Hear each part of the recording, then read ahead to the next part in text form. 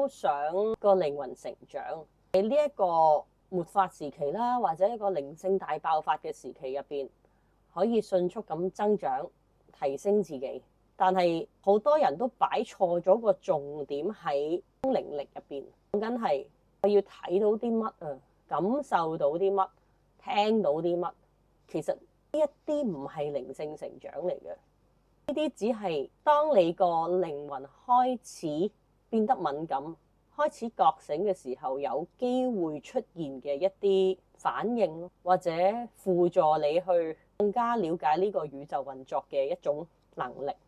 就好似個 BB 仔嚟到呢個世界，佢初初望嘢都好朦嘅，佢耳仔未必聽得好清楚，個體感未必好敏感。係當佢越嚟越成長嘅時候，睇嘢就越嚟越清，就好似一個靈視力咁啊，所謂嘅開始多咗呢一個睇嘢嘅技能去輔助佢呢個喺地球上嘅生活啦。聽嘢越嚟越清啦，體感越嚟越明顯啊，係一個輔助品嚟嘅咋。所以當我哋去靈性成長嘅時候，唔好將個重點放咗喺通靈能力上邊，咁樣係放錯咗重點。因為當你放錯咗重點嘅時候咧，只會一直困住喺呢個3、4維空間入邊嘅。真正嘅成長講緊嘅係你個心要識得放寬，個意念概念要識得轉變，唔再執着糾結喺任何時間空間維度事情入邊，慢慢去解放自己嘅心靈，將自己個意識層面透過呢一種方法去提升自己嘅意識層面，意識層面嘅提高，格局嘅提高，看待事物